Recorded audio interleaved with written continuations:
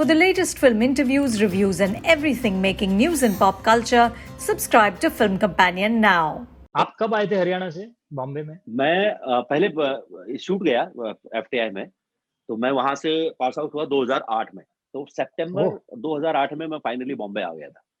अच्छा, मैं तो- सूरत से मैं 2004 में बॉम्बे आया था ओके। और तब से तो ढूंढ रहे थे काम, जगह, कुछ ना कुछ पेरिफेरल बहुत कुछ किया। कुछ एक्टिंग से रिलेटेड था, कुछ एक्टिंग से रिलेटेड नहीं था, कुछ इंजीनियरिंग नहीं से था। रिलेटेड था। तो जॉब सब भी जो की थी करते- बॉम्बे में की थी। हाँ, फुल फ्लेजेड जॉब अच्छा। बॉम्बे में की थी। ओके। या।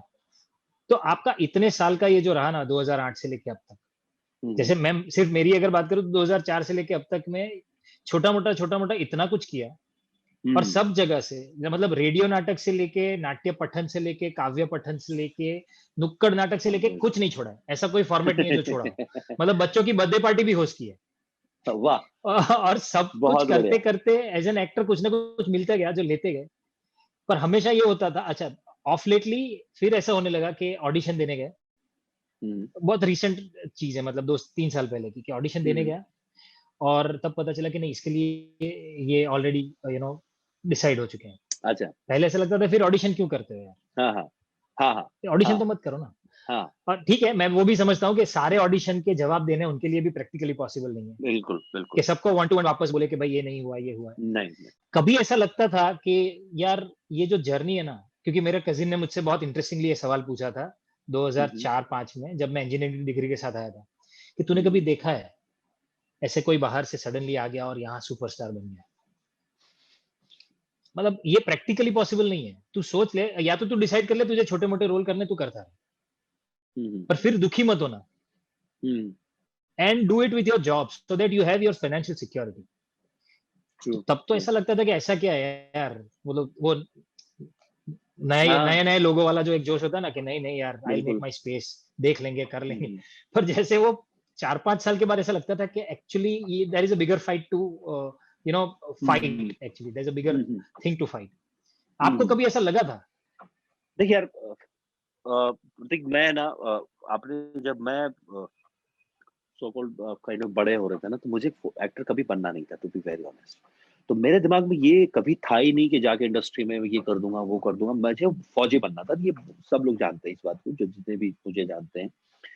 तो मैंने जब एक्टिंग शुरू की ना, मेरे दिमाग में ये जो बॉम्बे है ये था नहीं। मैंने थिएटर शुरू किया था जस्ट क्योंकि मुझे वो उसको करने में ना बहुत सुकून मिलने लगा था, क्योंकि आर्मी मुझे ले नहीं रही थी। मैं 3-4 बार एसएसबी फेल हो चुका था, और हर साल वो यूपीएससी का रिटर्न एग्जाम देना, फिर 4 दिन के एसएसबी देना, वापस आके। और क्या होता है ना कि आपके आसपास इतने सारे लोग इंडियन आर्मी में सेलेक्ट हो रहे थे उन दिनों, ऑफिसर्स, जो आपको लगता है कि यार मेरे ही जैसे तो हैं, मैं क्यों नहीं क्रैक कर पा रहा हूँ इसको, मैं क्यों नहीं सिलेक्ट हो पा रहा हूँ एसएसबी में।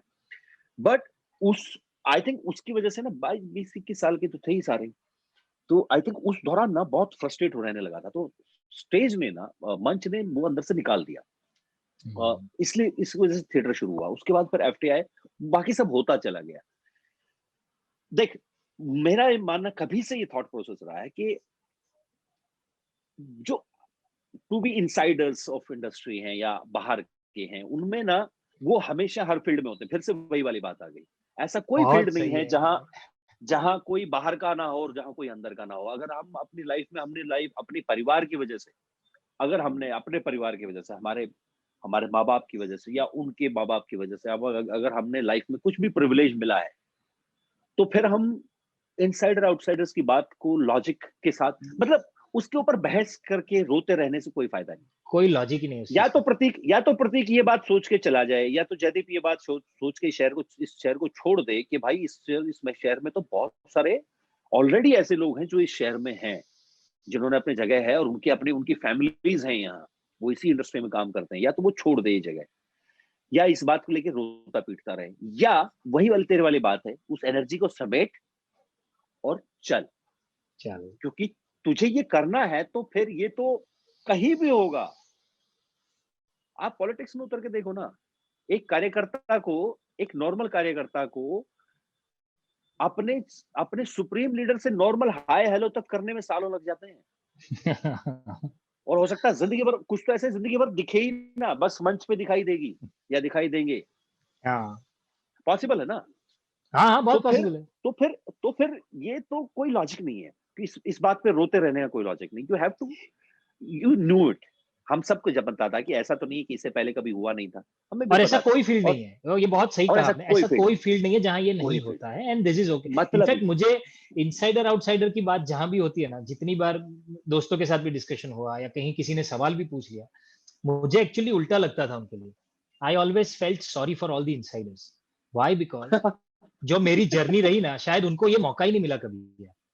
उनको और अगर, सोच कितना प्रेशर रहता होगा, कितना मतलब ये जो, हमारे ऊपर क्या प्रेशर था? शुरुआत में हाँ, क्या प्रेशर था हमारे ऊपर? कुछ नहीं। करे नहीं करेगा तो अपने घर चला जाएगा, गाँव चले जाओगे। उनको तो गालियाँ पड़ने मतलब वाली है उनको बेचारों कभी को। ऐसा मौका नहीं मिला होगा ना कि बैग लेके सुबह से निकले हैं, किसी एक ऐसे मतलब ही इंसान से नहीं, बात हुई मतलब जिन्होंने बोला कि चल आज एक नाटक का रीडिंग है, तू करेगा? उनको ये एक्सप्लोर करने का मौका ही नहीं बेचारों को मिला ना एक कभी। चीज देख, दोनों दोनों ही तरीके अलग अलग वो है। अगर आप अपनी खुशी ना गाड़ियों में ढूंढ रहे हो, आप अपनी खुशी अपने स्टाफ बॉय हो, आपके आसपास मेकअप मैन, इसमें ढूंढ रहे हो, तो वो बहुत खुश हैं। जो जो सो कॉल्ड स्टार्स हैं, या जो भी जहां भी, अगर वहां खुशी है तो वो बहुत खुश है। और अगर हमें लगता है कि ये जो रीडिंग है, जो नाटक पढ़ना रीडिंग है, या लोकल ट्रेन में इधर से उधर जाना, इसमें मजा है, तो फिर हम बहुत खुश हैं। क्योंकि एक चीज की दूसरा पहलू तो होना है। ऐसा नहीं है कि वो एक सिंगल पहलू में होने वाली है। अगर उनके ऊपर वो, ये मैंने बोला था पहले भी, कहीं बोली थी ये बात, कि वो जो जो और स्पेशली पिछले 6-1 महीने में जो ये चला है ना, ये शब्द आउटसाइडर, इनसाइडर्स, नेपोटिज्म, और ये जो सब चला है, ये भी मुझे लगता है कि बहुत ज्यादा इम्प्लांटेड वर्ड किया हो गया है। अब तो इस बात की सब चर्चा मतलब, करेंगे, समझ रहे हाँ, हो? जिनका कोई इट्स अ लॉजिक नहीं, वो फैशनेबल भी वर्ड चर्चा टू करेंगे। Discuss these days. It's a very exactly. Fashionable अभी वर्ड लगता टू है कि डिस्कस। अगर हम नेपोटिज्म डिस्कस कर रहे हैं, या तो हम पेट्रियोटिक हैं, या हम बहुत फैशनेबल हैं।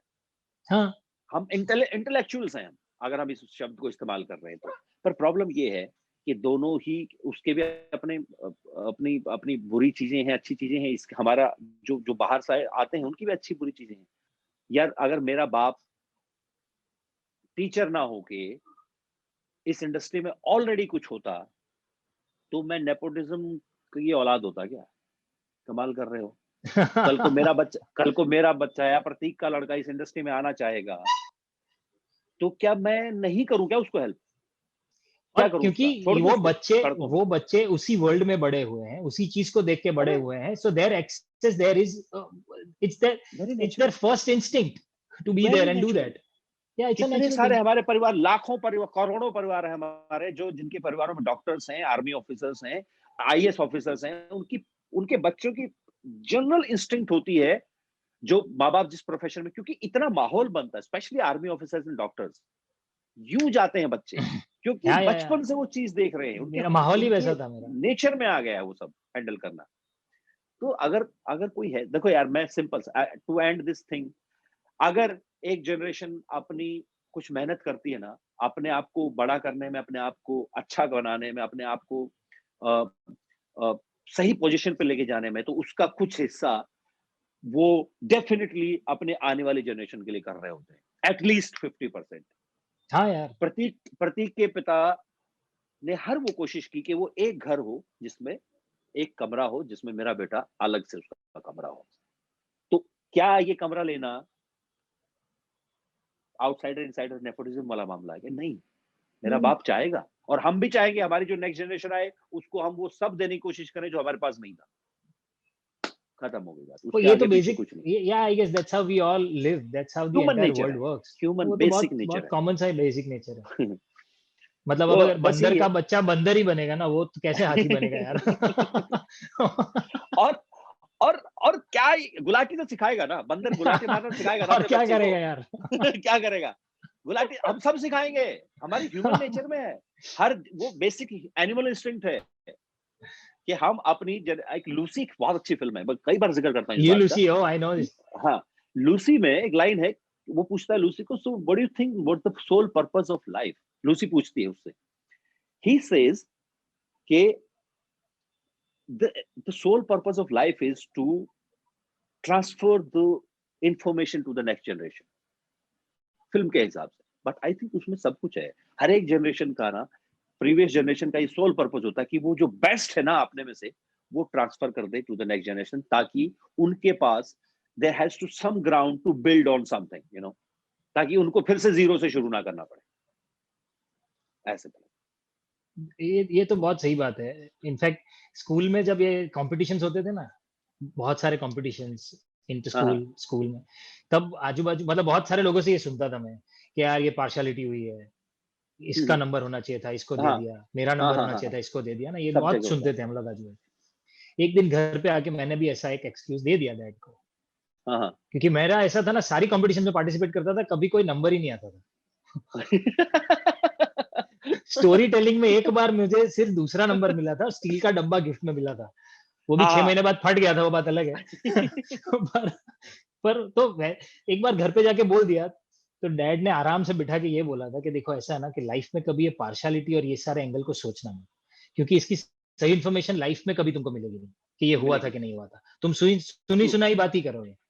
और ट्रू अगर जहाँ तक पार्शियलिटी की बात है, तो तुमने कहीं पर कोई जगह छोड़ दी होगी कि सामने वाला पार्शियलिटी भी कर पाया। तुम्हारा परफॉर्मेंस उस लेवल का होना चाहिए कि उसको डर लगे ये करने से, ट्रू कि यार ये तो ट्रू मतलब देखने से ही पता चलता है कि इसके आगे कोई नहीं जाना चाहिए था। फिर वो कर ही बस नहीं बस पाएगा कुछ। तो तुम अपने परफॉर्मेंस पे ध्यान दो ना, बाकी सारा छोड़ दो। तब तो ऐसा दुनिया में लगता था कि और यार दुनिया मुझे में कुछ ऐसी भी कोई बोल के जगह नहीं टरका है। दिया। दुनिया पर में ऐसी ये कोई जगह ही बहुत नहीं सही जहाँ लॉजिक ये है। नहीं होता। फेवरेटिज्म दुनिया में हर जगह है, हर जगह। घर में, हमारे घर से शुरू होता है। और घर में कोई एक बच्चा ना थोड़ा सा ज्यादा लाडला होता है माँ बाप का, हल्का सा, ऐसा नहीं कि बाकियों से प्यार नहीं करते, लेकिन हल्का सा ना, उसको एक केला एक्स्ट्रा मिल ही जाएगा। या तो माँ, या तो मामा के घर में जाएंगे तो बच्चों में से कोई एक बच्चा, भांजा भांजी जो है ना, थोड़ा फेवरेट होता है, उसको पकड़ा दिया जाएगा एक्स्ट्रा केला चुपके से, कि बेटा बाद में खा लेना, सबके सामने मत खाना, नहीं तो ये छीन लेंगे सबके सब।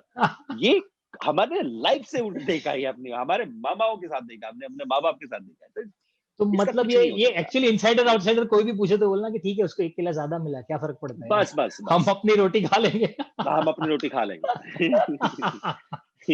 और ये आई थिंक ये बेस्ट बेस्ट किसी को एडवाइस दे सकते, मतलब अगर कोई प्रतीक से पूछे, मैं अगर मैं जानूं तो, कि क्या आप ऐसा कौन सा ऐसा अ, किसी को एडवाइस दे सकते हो जो नए एक्टर, क्योंकि नए एक्टर आते हैं ना, या फिर और भी लोग पूछते हैं कि सर कुछ तो एक ऐसा बताइए जिससे कि हमें भी थोड़ा सा मोटिवेशन, तो क्या प्रतीक को क्या लगता है कि वो क्या बोलेगा?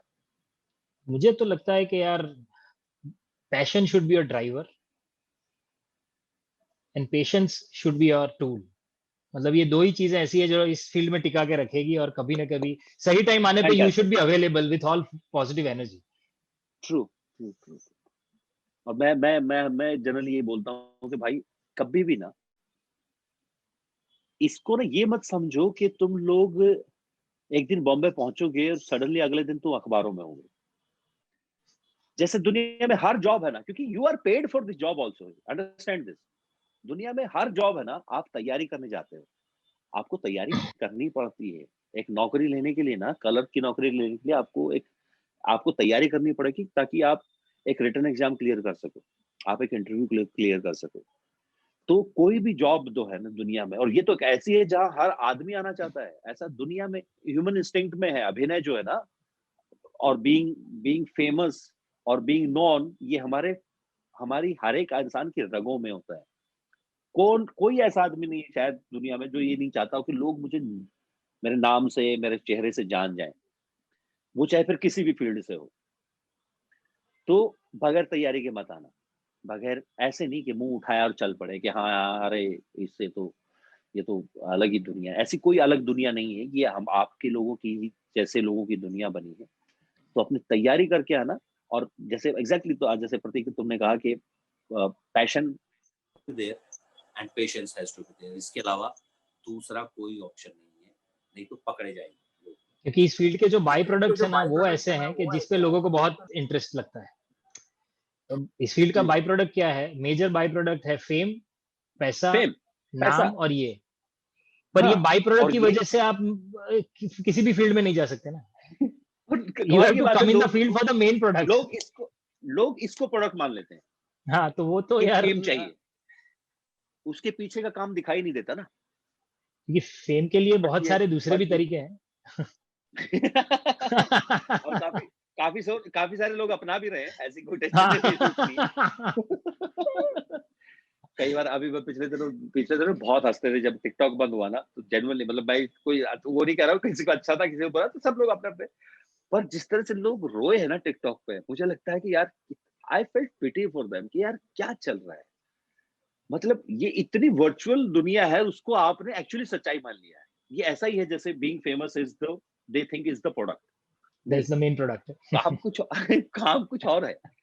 ये तो आएगा, नहीं आएगा तो हो सकता है नहीं भी आए। जिंदगी नहीं भर भी ना है। आया हो सकता हाँ, है। और आके एक बार आ गया क्या, जाते हुए नहीं देखा है क्या हमने? ऐसे हाँ, बहुत सारे नाम है इस शहर में, जिनका आया, गया, फिर आया, या फिर कभी आया ही नहीं, या आया तो फिर गया ही नहीं। ऐसे बहुत एग्जाम्पल। हाँ। तो वो उसके ऊपर फोकस करना है, कोई लॉजिक नहीं। वो तो कुछ नहीं होगा। मतलब ये नेम फेम का तो ऐसा ना कि मैं बोलता था ये कि थिएटर ना कान पकड़ के ये चीज सिखा देता है कि आज एक हाँ। शो में तुमको 500 लोगों ने खड़े होके 10 मिनट तक तालियां बजाई। ट्रू, सो दैट बाधाएं डजंट मीन बैठी दैट यू है। Are the best actor. हाँ, मतलब दैट डजंट बाधाएं मेक यू आर बैठते द सही। Best actor. क्योंकि नेक्स्ट डे सेम नाटक का दूसरा शो करने जाओगे ना, तब ऐसा होगा कि कोई लाइन पहुंच ही नहीं रही है। पहुंच ही नहीं रही। और आप शायद बीच और में से आप लोग उठ चलते के शो चले में भी आप जाए। चलते शो में हाँ, आपको लग रहा है क्या चल रहा है ये। अरे क्या चल रहा है आपकी यार। धड़कनें बढ़ने लगती हैं, क्योंकि आपको पता है कोई हाँ, रिस्पॉन्स नहीं आ रहा है। तो वो वाहवाही कोई और चीज ताली नहीं वहीं पहुंच पर छोड़ के चले जाना रही। घर, नहीं तो सो नहीं पाओगे। सीरियसली सीरियसली ये सही कह रहे हो। ये थिएटर सिखा देता है। हर मोमेंट स्टेज पे, हर मोमेंट आपको सिखा देता है ये बात कि आज नहीं होगा, आज ना हो क्यों, पाएगा। कल तो यहाँ ताली ली थी, आज तो कुछ नहीं हो रहा।